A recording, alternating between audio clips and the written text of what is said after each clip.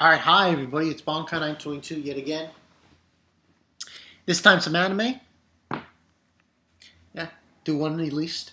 And later today I guess I'll do the others. This is gonna be Strike the Blood! Hockey's favorite anime. Yes, I went there. You know, hockey, come on man. Get with the program. It's like, oh, yeah. You know what? It's his program. But yeah, Strike the Blood, episode 8, Message from the War King, part 4. This one was pretty good. This was actually very good.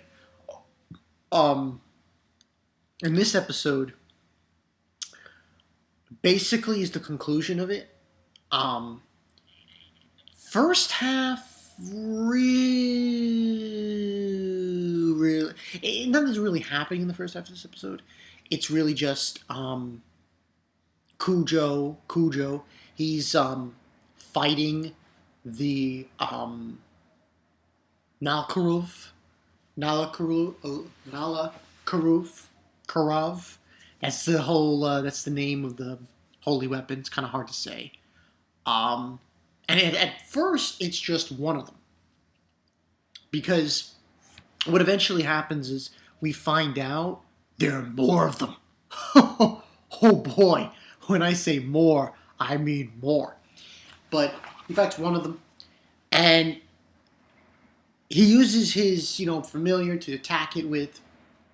And he gets help from Sayaka.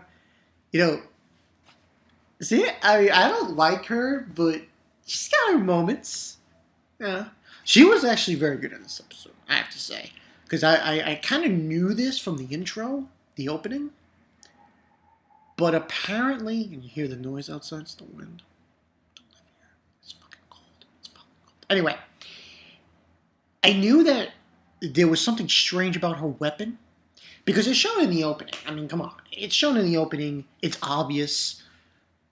Her weapon transforms. But what was really awesome in this episode, when she was fighting in the beginning part, and the beginning part was more or less them fighting it, the god weapon, holy weapon, was her sword had two abilities: the ability to block, and also the ability to destroy anything in its path, supposedly. Which I thought was pretty interesting, pretty kick-ass. Yeah, it's pretty interesting there. And but then she tries to attack it head on, the weapon, but it has a barrier and she can't get through it. And that's when Cujo comes in with his familiar, and he just pounds the shit out of it, and then basically creates this huge freaking hole, and they basically go down the hole. And she calls him Baka, stupid, and everything. The rest of the first half of the episode was really just, after that, we have Asagi, and she's basically decrypting the manual thing and trying to get control of the weapon. And after that, we have basically this whole thing with, Sayaka. Oh my god, she's too much. That's her name, right? Her name's not here. That's weird. Very strange. Anyway, basically she's with him, and they're basically walking around the area, and they are trying to find a way out and trying to encounter the weapon to destroy it. And they notice that there's seawater coming down, and there's this really weird scene. And she falls on him, and he grabs her boobs, and she's like, ah! The whole, hijinks of it. And eventually, he brings up that she's afraid of men. She has some kind of phobia on men or something. That, because he heard it from Himuragi. She told Kujo about this, and so on and so forth. But, and then she was saying how she liked the fact that that he was able to carry her because she's so tall and everything. And anyway, that's basically what she was saying. Backtrack. Eventually, what happens is they get to a dead end, and what also happens is Himuragi attempts to take out these two guards and encounters the big, what the fuck? Apparently, they made clones of this weapon. A lot. Like an army. Oh boy. And she encounters Gardo. And Gardo's basically saying that, so on and so forth, he intends to use them, and so on and so forth. And, with this, he intends to not only destroy the island, but to destroy the warlord's domain. Yeah, it's not good. And we also find out he can transform into a beast as well. So he basically starts fighting Himuragi, and eventually it turns out that she gets the upper hand because Motoko basically just holy shit throws Himuragi's spear to her, and she's able to use it and goes ham on him. I think cuts off one of his arms, and it seems like she's won the battle. But he have Kujo's sister and Saki, and then that brings up saying that he's going to again go take his army and attack everything, and it seems like they're in a bind. And that's when the sensei that's supposed to be 20 years old but looks 12 shows up and helps her. Meanwhile, Kujo, they run into a dead end, and that's when she decides, Sayaka, to allow him to suck her blood. Like, where did that come from? So that's what he ends up doing. And this then eventually brings out another familiar, which is a unicorn. Yo, a unicorn! I was like, damn. Which just pretty much just blasts the holy shit out of the ground. And they're able to get out of that. And the teacher, she basically tells Himuragi, I don't think you're going to have to go and help him, because I think he's got it pretty much tight down, this situation. But what ends up happening is Gardo brings up another thing. He had another weapon. And this weapon is like a queen, supposedly, and it controls the other weapon. Clones of the weapon. So what ends up happening is they have to find a way to stop it, and they can't stop it, because even with Kujo's two familiars that he can control, it's not enough. That's when they find out, they make this plan to pretty much stop it, with the help of Sayaka. And she basically, what ends up happening is, her sword, which I knew about, but I thought was badass when she was bringing it out, transforms into a bow. And she uses these little, it's like, they're these things that it's like the end part of an arrow that she's able to turn into a real arrow and use to attack it with. And she basically uses that to attack the other thing of the holy weapons, and they come up with this plan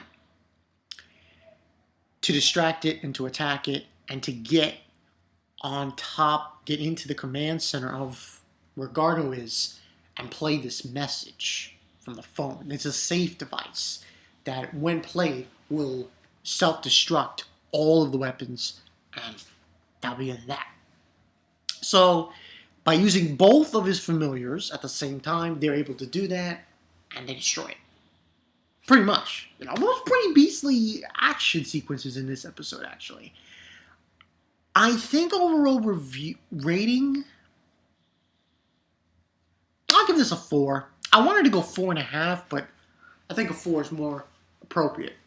And with this episode, this ends the arc of this story, of this arc in particular, this chapter here.